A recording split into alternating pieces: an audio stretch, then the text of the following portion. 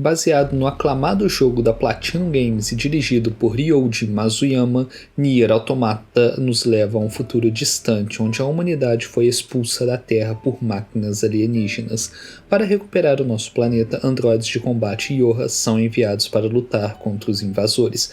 Entre eles conhecemos 2B, 9S e A2, cada um com suas habilidades e histórias marcantes. Prepare-se para acompanhar batalhas épicas, questionamentos filosóficos profundos e uma trama envolvente que desafia nossa percepção de vida, consciência e propósito. Se você é fã do jogo ou está conhecendo Nier Automata pela primeira vez, essa série promete emocionar e surpreender. Então, já pega lá a sua espada, convoque o seu pod e venha com a gente descobrir os segredos e mistérios deste universo fascinante. Não se esqueça de curtir o vídeo, se inscrever no canal e ativar o sininho para não perder nenhuma novidade. Vamos nessa! E você, já jogou Nier Automata ou está animado para assistir o anime? Deixe o seu comentário aqui embaixo e compartilhe suas expectativas com a gente. Lembrando que eu já fiz o recap da primeira temporada do anime, agora vamos para o recap da segunda temporada.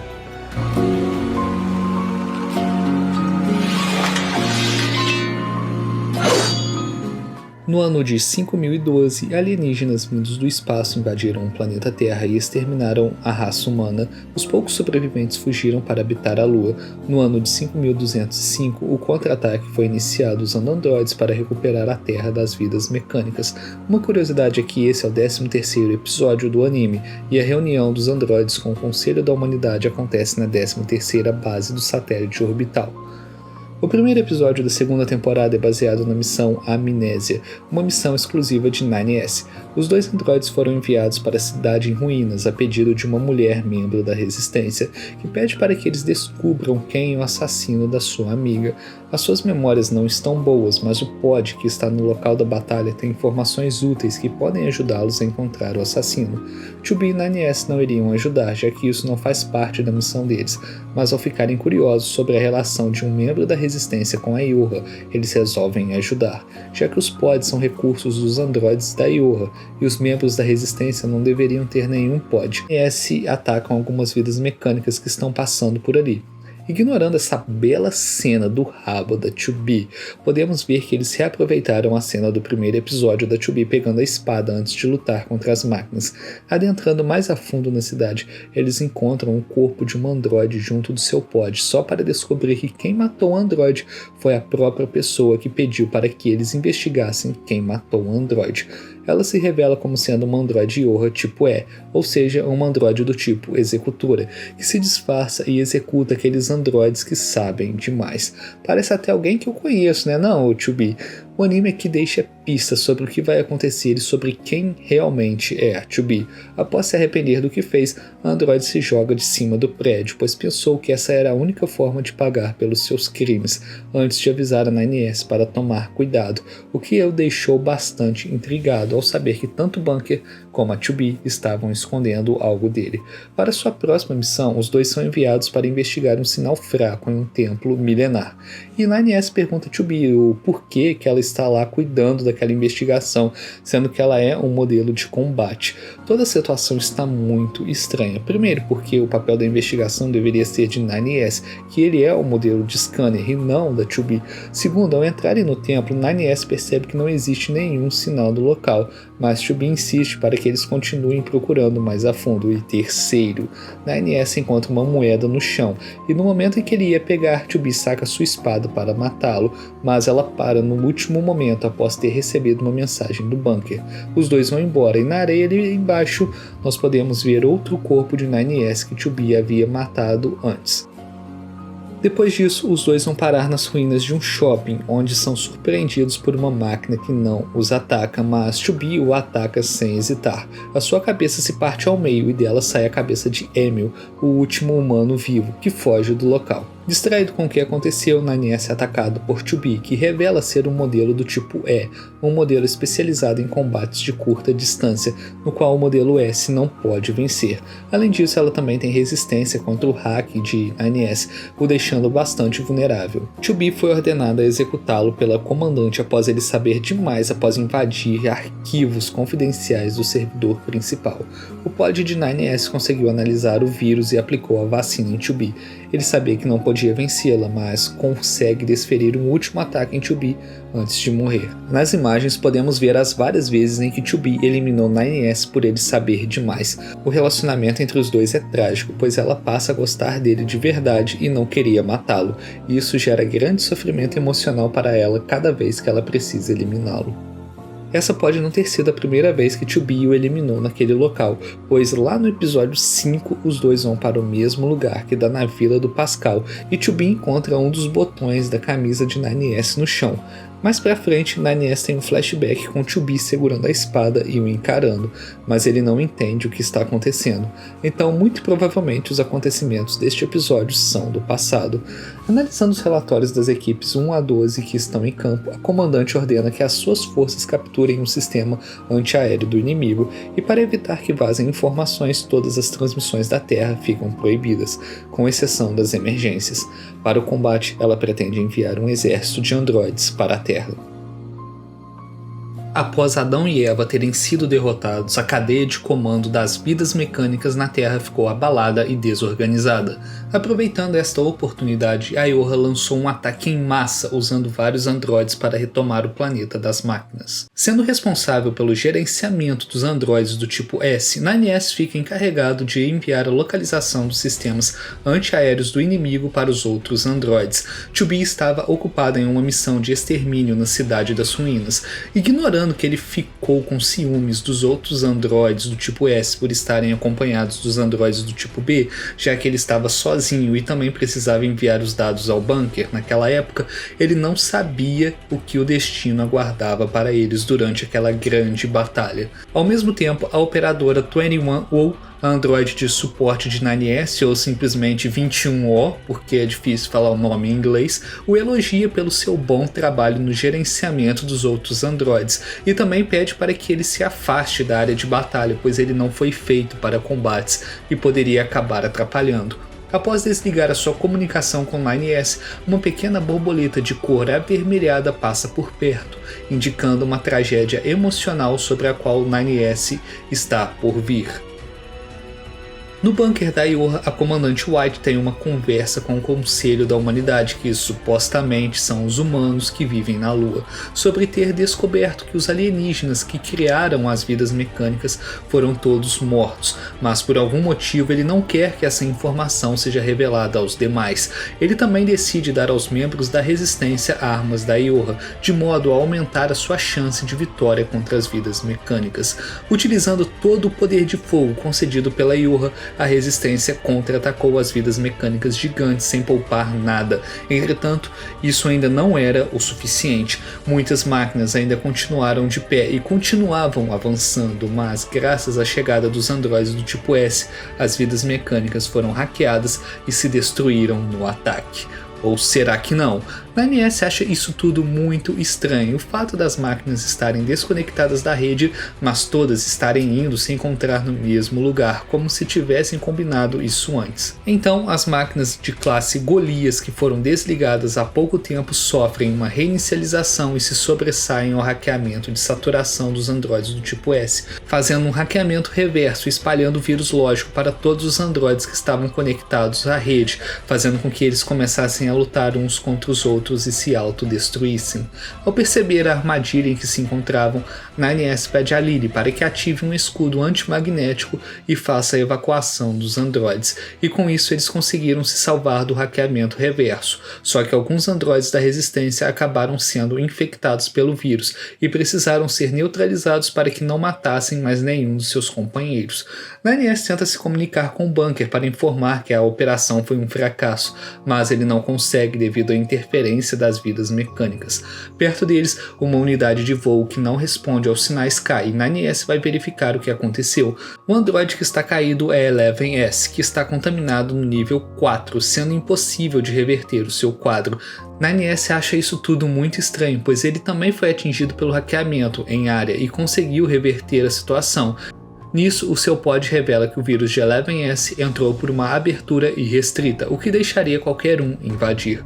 A porta pela qual ele foi invadido é a porta de número 1423, que é a porta dedicada à sincronização de dados. Isso faz 9S se lembrar de que o próprio Eleven-S falou para ele sincronizar os dados da missão quando voltasse para o bunker, o deixando mais alerta sobre o que realmente está acontecendo. Será que eles plantaram um backdoor na porta de sincronização de dados e o pulso eletromagnético foi um gatilho para abri-la, fazendo com que o vírus entrasse em todos os androides sincronizados com a rede? Se sim, 2B também estaria em grande perigo? E o que significa a aparição das malditas Red Girls N2 no bunker, dando um sorriso maligno ao ficarem perto de 6-0? Tudo isso está ficando cada vez mais interessante. A humanidade que criou os androides foi extinta muito antes da invasão das máquinas alienígenas por causa de uma pandemia bacteriana incurável, a WCS. Os androides que restaram lutaram contra as vidas mecânicas para defender a Terra, sem saber que os humanos já não existiam mais. Toda a história de que os poucos humanos restantes estão vivendo na Lua é uma mentira. Lá existe apenas um servidor que armazena uma pequena quantidade de dados genéticos, que se chama de Conselho da Humanidade. Ele fingia que os humanos ainda estavam vivos na Lua e dava ordens para os androides através da Iorra, que foi criada pelo comando militar, que temia uma queda de moral caso os androides soubessem da verdade. Cada androide tem o seu papel na Iorra. O papel de 2B, que na verdade é um modelo do tipo E, é a execução. Ela executa desertores e também aqueles que sabem demais. Em especial os androides do tipo S, que tendem a capturar informações confidenciais e são eliminados, e as suas memórias são rebobinadas, repetindo este ciclo de novo e de novo. Caso a sua missão atual seja um sucesso, então a sua longa batalha contra as vidas mecânicas finalmente chegará ao fim. Só que graças ao hack reverso que as máquinas fizeram, os androides Iorra começaram a lutar uns contra os outros, fazendo com que a sua missão fracassasse. Um gigante objeto voador se aproxima do Esquadrão Theta, esquadrão comandado por 3B, no qual pediu ajuda para 2B, que estava indo ao seu encontro, e ela consegue destruir a máquina voadora gigante, só que as vidas mecânicas continuavam a aparecer cada vez mais, como se estivessem multiplicando seus números indefinidamente, e cercaram o Esquadrão Theta. As máquinas começaram a emitir um som estranho e lançam um ataque de vírus aos androides Iorra do Esquadrão Theta que estavam ali, também os contaminando com o vírus, fazendo com que os pods percam seu sinal e também a sua comunicação uns com os outros. 2B é atacada por 3B, que estava contaminado pelo vírus após o ataque das máquinas. É aquilo, né? Você vai ajudar a pessoa e ainda acaba se fudendo. 9S é obrigado a eliminar Eleven-S e vai em direção a 2B, a salvando dos ataques de 3B. Ele consegue chegar a tempo de salvar 2B e preparar um tratamento para ela, além de reiniciar o pod 042 de 2B. Não havia outro jeito de impedir o ataque de 3B, já que o nível de infecção em todos os androides Iorra é alto, com exceção de 2B e 9S. Os outros androides contaminados se levantam e partem para o ataque. 2B libera o modo NFC2, nos dando um belo vislumbre das suas grandes habilidades. E que habilidades! Ela consegue eliminar sem dificuldades todos os androides infectados, enquanto o pod de 9S conseguiu identificar de onde vem o sinal de interferência. Os dois vão até o local e destroem a unidade que estava criando a interferência, mas mesmo assim eles ainda não conseguem se comunicar com o bunker, o que é estranho, já que o sinal de comunicação está limpo, mas não há resposta alguma do comando em nenhum canal. Os dois são cercados por todos os lados, tanto por vidas mecânicas como por androides contaminados pelo vírus, e a sua única opção viável é fugir. 9S resolve fazer o upload das suas memórias para o servidor do bunker, e para ganhar tempo até o upload ser concluído, eles removem os seus limitadores de suspensão para ataque em área, praticamente fritando os pods durante este ataque, que são destruídos logo em seguida. O upload dos dados é concluído, e tanto 2B como 9S precisaram usar as suas caixas pretas para criar uma grande explosão e se sacrificarem, acordando novamente em um novo corpo no bunker. Os dois vão em direção à sala de comando, onde encontram o local completamente vazio, com as imagens que estão sendo transmitidas nas telas sendo bem diferentes da situação real que está acontecendo na Terra, mostrando que os androides saíram vitoriosos sobre as máquinas. Os dois encontram a comandante White caída no chão e vão até ela. Ela não sabia de nada do que estava acontecendo, nem do vírus que afetou os androides, nem que as máquinas estavam vencendo. No telão, as vidas mecânicas usam a rede e o vírus para falar através da operadora 6O para a comandante, 2B e 9S, e mostram toda a verdade do que realmente estava acontecendo na Terra. É revelado que as androides do bunker ainda estavam lá e contaminadas. Elas atacam os três, mas o pod aparece do lado de fora do bunker e destrói uma parte dele, dando tempo da comandante 2B e 9S conseguirem fugir por uma rota emergencial.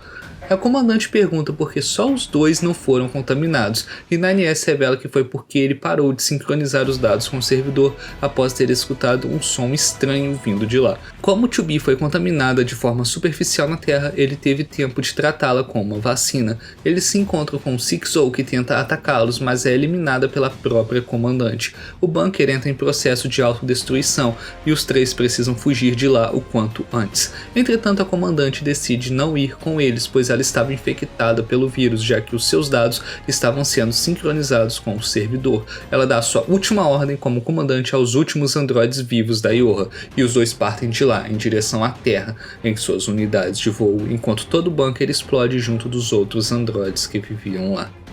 O centro de comando da Ioha no espaço foi destruído. Os androides Ioha foram destruídos, os únicos sobreviventes foram 2B e 9S.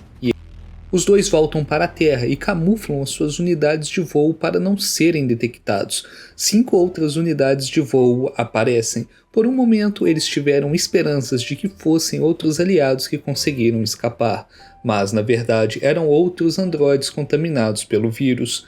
Para conseguir fugir do ataque, 9S passa o comando da sua unidade de voo para 2B, que o coloca em rota de fuga automática, enquanto ela fica de isca para que ele consiga escapar. Ao perceber o plano de 2B, 9S hackeia o seu próprio pod e volta para o combate, resgatando 2B. Os androides contaminados sobem ao céu e detonam as suas caixas pretas ao mesmo tempo, gerando uma grande explosão em volta de 2B e 9S.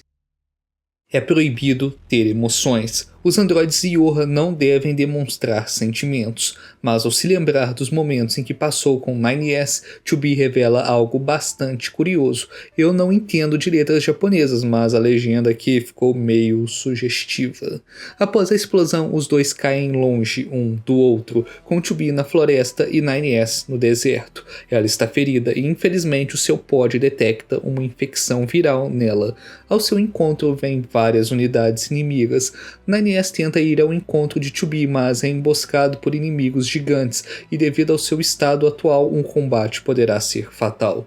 Já 2B, além de ter perdido um braço na explosão, também está sofrendo pela contaminação viral, que está evoluindo e se adaptando cada vez mais, tomando controle do seu corpo. Como está agora, ela não pode mais se encontrar com 9S e procura um lugar sem androides para impedir que a infecção se espalhe. Como não existe mais o bunker, não tem mais como ela fazer um backup dos seus dados. Seguindo seu caminho até a vila de Pascal e cada vez mais doente e contaminada, 2B se lembra dos momentos felizes em que passou com seu querido Nines e se arrepende pelo seu pecado de ter precisado quebrá-lo várias e várias vezes. Ao final da ponte, androides contaminados da Ioha a aguardavam. 9S consegue hackear as unidades inimigas e as elimina, enquanto se lembra de 2B, de como ela parecia ser fria e indiferente, mas no fundo ela era gentil, e em como ele ficou feliz em trabalhar ao lado dela, mesmo sendo proibido ter emoções. 2B não estava dando conta de lutar contra as duas androides devido ao seu estado de saúde, e eis então que A2 aparece e as elimina sem maiores problemas. 2B reconhece que não tem mais salvação e tira sua venda, revelando que os seus olhos estão vermelhos, que ela está doente, que ela está contaminada pelo vírus lógico das máquinas. Antes de partir, 2B passa suas memórias para A2 através da sua espada e pede para que ela proteja o futuro por ela e continue a sua missão. 9S consegue chegar até 2B, mas a visão que ele tem é perturbadora. Ele encontra 2B com a espada de A2 atravessando seu corpo. Ela consegue olhar vagamente para 9S, demonstrando um olhar de carinho e afeto por ele, um sorriso de felicidade por ver que ele está bem, e o chamado do jeito que ele gostava de Nines. Antes de cair ao chão, Bem-vinda ao gigante, Chubby. Nanies fica enfurecido e corre até Eichu, prometendo que irá matá-la com as suas próprias mãos. Ele passa a nutrir ódio de Eichu por ela ter matado Chubby, mas ela já não tinha mais salvação e Nanies não sabia que ela estava contaminada. Antes de conseguir atravessar a ponte e chegar até ela, várias estruturas saem do chão, fazendo com que ele desabe desfiladeiro abaixo. Tendo herdado as memórias de Chubby, Eichu corta o seu cabelo, fazendo com que a sua aparência lembre um pouco a aparência de Chubby e também um pouco da sua antiga aparência. Os sinais da caixa preta de Chubby desapareceram e a sua morte foi confirmada. Eichu se torna um novo alvo de observação. As suas memórias estão danificadas e estão sendo reparadas e reproduzidas. Temos uma lembrança de Eichu durante a 14ª Guerra das Máquinas, de sua primeira descida ao planeta Terra em uma missão junto de suas companheiras. Durante sua descida, as unidades inimigas dispararam lasers teleguiados na superfície em suas unidades de voo, fazendo com que a metade delas acabasse sendo eliminada antes mesmo de chegar ao solo. De 16 androides, apenas 8 sobreviveram. Como a número 1 era a líder da operação e ironicamente ela foi a primeira a ir de arrasta, o comando do esquadrão passou para a número 2. Inicialmente ela reluta, mas aceita ser a nova capitã. Ela resolve continuar a operação com as outras 7 androides restantes e leva as outras 4 que estão quase mortas junto com elas em direção ao Monte Kaala. Elas estão sem conseguir contato com o bunker e mesmo nessa situação, Eichu se encanta com a beleza da Terra e tenta não enxergar que as suas companheiras que estão carregando já estão mortas, sobrando apenas a número 2, 4, 16 e 21. Do lado de fora escutamos uma explosão e várias vidas mecânicas estão passando por perto. Ao serem atacadas, as 4 sobreviventes conseguem escapar de dentro da caverna e são encontradas pelas androides da Resistência que já lutavam contra as vidas mecânicas daquele lugar há 10 anos. Por ainda ser inocente quanto ao que está acontecendo, Eichu confia naquelas que acabou de conhecer e pede pela sua ajuda, para que juntas elas vão até o Monte Kaala desligar o servidor das máquinas. E onde está o seu apoio vindo da Lua? Perguntou Rose, apenas para confirmar que ambos os grupos foram abandonados pelo comando da humanidade.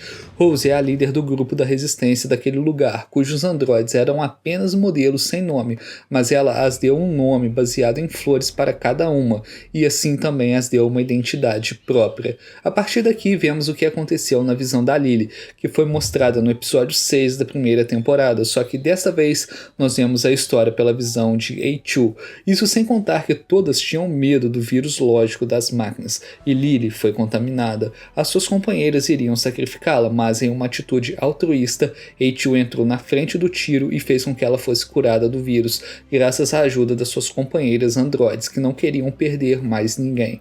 Os nomes baseados em flores que Rose deu para as suas companheiras as faz ter identidade própria, as faz ter uma razão para viver, as faz fazerem parte de uma família.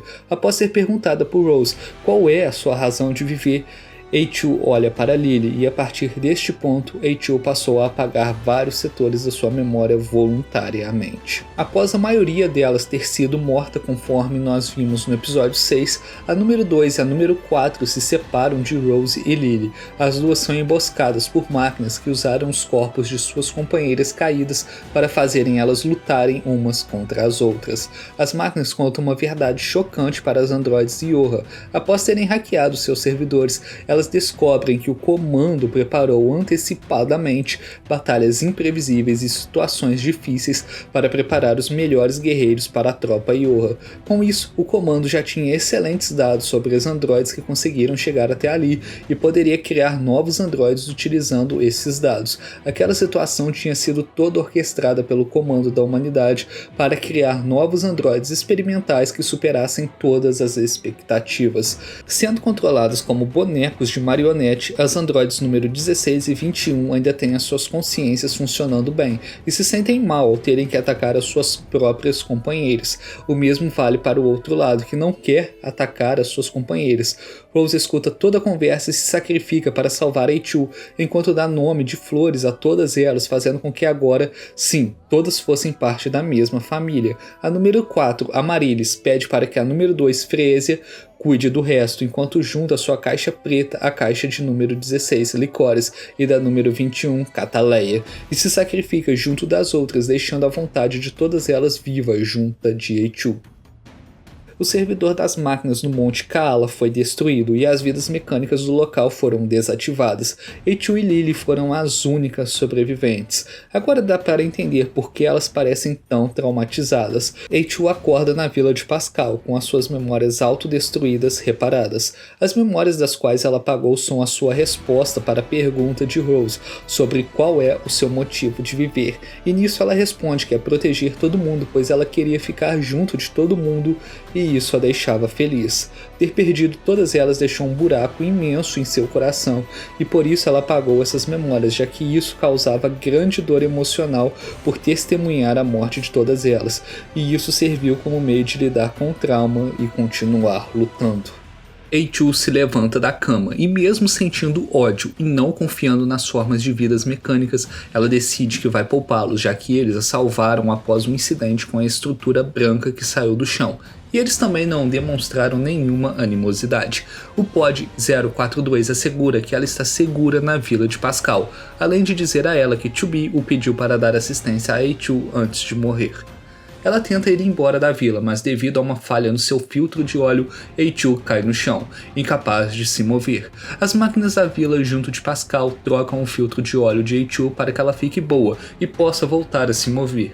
Mesmo tendo gostado de Eichu, as crianças da vila ainda tinham medo dela, e Pascal explica que para ele o medo é um sentimento mais importante, já que alguém sem medo não teme a morte, e foi isso que ele ensinou para as crianças. Desconhecendo o que é estar sozinho, já que as crianças da vila sempre tiveram companhia, Eichu faz uma boa reflexão sobre que não importa quanto tempo ou quão importantes sejam as pessoas e os momentos que viveu com elas, em algum momento elas sempre vão embora, e faz total sentido. Já pensou em quantas pessoas já passaram pela sua vida e você teve bons momentos ao lado delas, mas que agora elas nem lembram mais da sua existência? Pois é. Lily chega até a vila de Pascal, se encontrando com Eichu pela primeira vez desde um incidente no Monte Kaala, em que todas as suas companheiras foram mortas pelas formas de vida mecânicas. Enquanto isso, 9S acorda no acampamento da Resistência, após ter sido resgatado e curado pelos androides de manutenção e tratamento médico Devola e Popola. Ele se levanta e vai embora do local, ainda abalado pela morte de Chubi. Ele se encontra com um membro da Resistência que está imitando o comportamento humano de enterrar e prestar as devidas condolências aos seus companheiros caídos, mas acaba indo embora do local, ainda de luto pela perda de Chubi. Lily leva Eichu para o acampamento da Resistência para que ela tenha o seu filtro de óleo devidamente reparado e diz que ela deve agradecer a Pascal por isso, já que os filtros de óleo são fabricados na vila dele. Isso choca Eichu, que não acredita que Lily se aliou às vidas mecânicas, mas ela responde que ainda os odeia, mas no momento seu papel como líder é mais importante do que o seu ódio. E mesmo estando em uma aparência mais selvagem, Lily diz que Eichu lá no fundo ainda é a antiga número 2. E em algum lugar na cidade, ainda em choque e desespero pela morte de Chubi, 9S promete que vai eliminar todas as formas de vida mecânicas e também vai se vingar de Eichu. 9S vai até a nova torre das máquinas que surgiu no local onde ele viu Eichu matar Chubi, mas ele não consegue entrar. Ele é surpreendido pela operadora 21O, que desceu à Terra como um modelo de batalha 21B. Ela está controlando as outras androides do local e mesmo estando infectada pelo vírus, ela é incapaz de atacar 9S. Pelo contrário, para evitar feri-lo, ela enfia sua própria espada nela mesma, se matando e desativando as outras androides do local, já que elas estavam conectadas à operadora.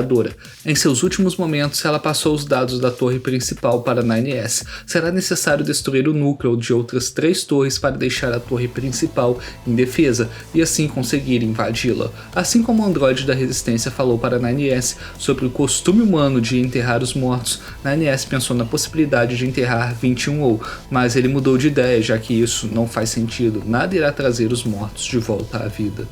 Ele vai até uma das torres e encontra várias vidas mecânicas paradas no centro da torre.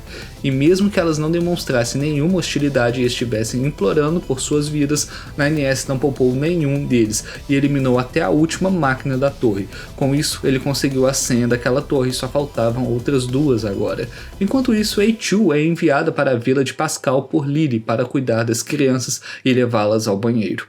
A2 está cada vez mais se aproximando das vidas mecânicas e 9S está cada vez mais cego pela vingança e pelo ódio.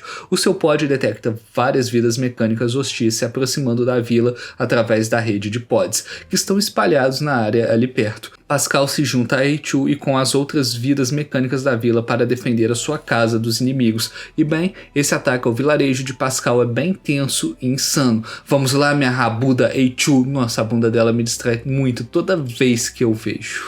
As vidas mecânicas inimigas têm os seus olhos brilhando na coloração vermelha, enquanto as máquinas amigas têm os seus olhos amarelos. Os habitantes do vilarejo junto de A2 lutam com tudo para defender a sua casa dos inimigos. A batalha estava em um impasse, mas tudo mudou quando Pascal, com seus olhos esverdeados, apareceu com as suas novas armas e eliminou as vidas mecânicas que estavam atacando, fazendo parecer com que eles tivessem conseguido defender o vilarejo.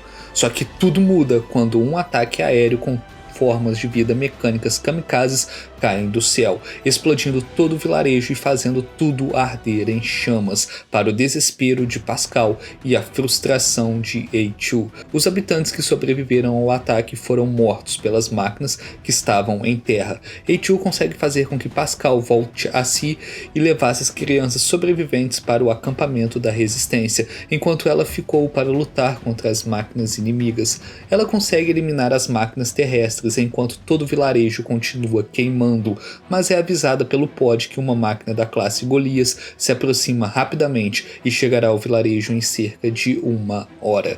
Para evitar que o Golias chegue até a vila, A2 corre até ele, o encontrando perto da praia. Como seu corpo já estava bastante desgastado graças ao combate anterior, será difícil para ela lutar com o Golias na sua condição atual, então ela usa o modo Berserker, uma habilidade que permite que ela fique mais veloz e cause muito mais dano ao inimigo em troca da sua própria vida para eliminar o Golias, e fica parecendo que ela está usando o Kaioken. Logo, ela precisa acabar logo com essa batalha. Infelizmente, ela acaba não conseguindo causar muito dano no Golias e é jogada para longe em muitos ângulos excelentes. O seu pod detecta a aproximação de uma outra arma Golias, que chega no local e ataca o outro Golias que estava lutando com o A2. Esse novo Golias foi encontrado desativado pelo caminho e foi controlado por Pascal, que se junta à batalha e está decidido a matar qualquer um que ameace sua vila e as crianças. Ao mesmo tempo, 9S encontra a segunda torre na área do deserto, e ao entrar nela ele hackeia uma das máquinas que estava no local. Ele tem acesso à sua biblioteca e descobre alguns segredos das máquinas, como por exemplo que a estrutura gigante que surgiu do solo, que é a torre e a sua ligação com as máquinas, além de saber que cada unidade da Yoha está equipado com uma caixa preta, e esta caixa preta foi criada reaproveitando o núcleo das vidas mecânicas, ou seja, os androides Yoha e as vidas mecânicas têm a mesma estrutura e a mesma consciência. Os androides Yoha são iguais às vidas mecânicas. 9S se recusa a acreditar no que acabou de descobrir, querendo acreditar que tudo isso foi inventado pelas máquinas. Quando ele ia destruir o núcleo daquela torre e ir para a próxima, ele sofre um hackeamento reverso, e dentro desse hackeamento reverso, ele encontra suas memórias preciosas de 2B, das quais ele precisou destruir para ter acesso à senha da segunda torre. Nesse episódio tiveram algumas mudanças em relação ao jogo, como por exemplo as crianças terem ido para o acampamento da resistência em vez das máquinas terem ido para a fábrica, ou a segunda torre ficar no deserto em vez de ficar na cidade submersa, ou até mesmo no jogo a A2 não estava na vila no momento do ataque, mas eu gostei bastante de como ficou a adaptação. E assim nós terminamos o resumo do episódio 9 de Nier Automata, da segunda temporada no caso, né? Então se você tiver curtido, comenta qualquer coisa aí, curte também, ou não curte, na verdade curte, isso ajuda bastante. Então muito obrigado e a gente se vê na próxima. Valeu, falou e até mais.